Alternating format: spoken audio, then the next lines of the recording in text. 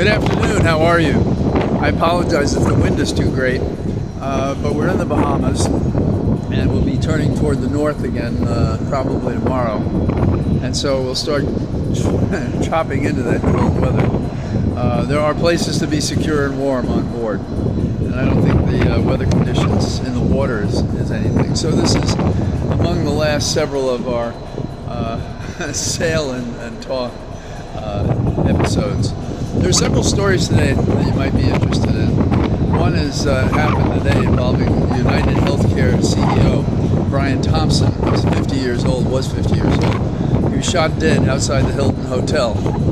There's all sorts of questions about why, but he's been receiving threats, so somebody does know something that, as far as I can tell, hasn't been made public yet. He was shot in the back and he was shot in the leg, and he was dead by the time he got to the hospital. The shooter, who apparently they have a picture of, at least in profile, ran on foot and then escaped on an e-bike through Central Park. Such are the things.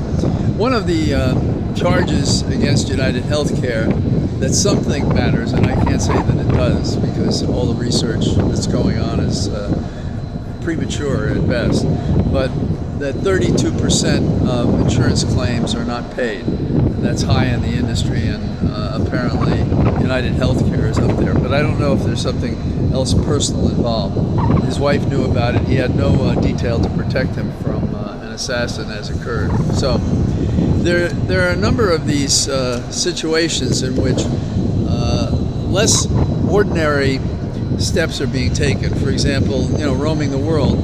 France is ousting or planning to oust its prime minister because of a fight over the budget. Then in South Korea, we have the president there, Yoon, is facing impeachment because he called for martial law. And it went on for about 6 hours, and then finally he folded, and then he withdrew from that position. But the assembly voted to overturn his martial law decree, and they also decided that they are seeking his impeachment. The General Assembly in South Korea, this is of course, requires a 2/3 vote of the 300 members of the Assembly, and it is likely at the present case that they'll get to that on Friday. Now it's interesting that Netanyahu has been accused of using the war and persisting and pushing it because he hopes that it's going to affect favorably the criminal investigations and prosecutions involving him. The situation in South Korea is very similar in that the accusation by the opposition to Yoon, the Democratic opposition, is that he's doing this because he's trying to avoid the investigation and prosecution of himself. The more things change, the more they're the same. Now, what can we learn from this about Trump? Well, Trump is on record as saying he'll be,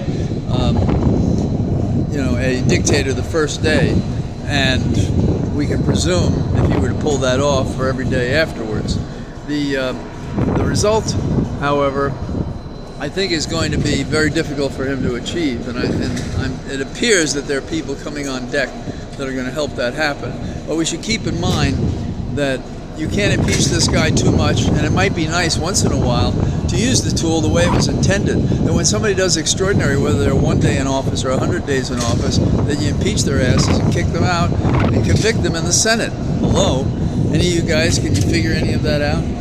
So, and there are further examples of his incompetence in terms of nominating people.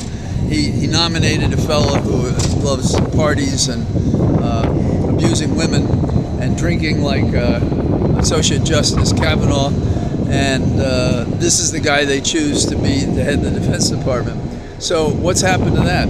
Well, he's being withdrawn, and they're talking about DeSantis, the governor of Florida, filling that position. Now, I don't remember if he has any military experience, but he certainly has none in a leadership position, not of the nature that would merit making him a likely nominee to head the Defense Department.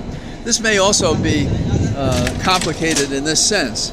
They may want to give him some star power, a vanity bath, so that he can have, say, his daughter or Lara Trump take over that Senate seat that's being vacated for the Secretary of State position. So the cards are moving around the table, and we can't ignore the fact that the fellow from Florida that they're going to appoint to be in charge of the DEA administrator, they're pulling his name because they found out he actually tried to discourage people from running down the vaccinations for COVID-19. And so there we are. These people can't get it right from wrong or wrong from right. They're just backward. Just to show that family is rich in Great Britain, King Charles doesn't want his son Prince Harry there. It's so uncomfortable for him. And does it have anything to do with Meghan? Does it have anything to do with what a foul bunch of people they are? I can't believe that we Americans spend our time caring about the royalty in Great Britain when we fought a revolution against George III for exactly that thing.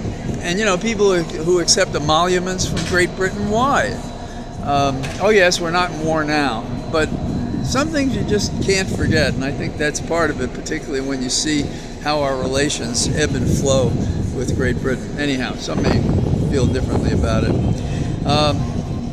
Now, another appointment that I just heard about is Dancing Hands Navarro. You may remember he went to prison for defying the Congress and withholding information, and so he was sentenced and he spent a time there. And so now Trump wants to put him in charge of trade relations, make him a senior counselor.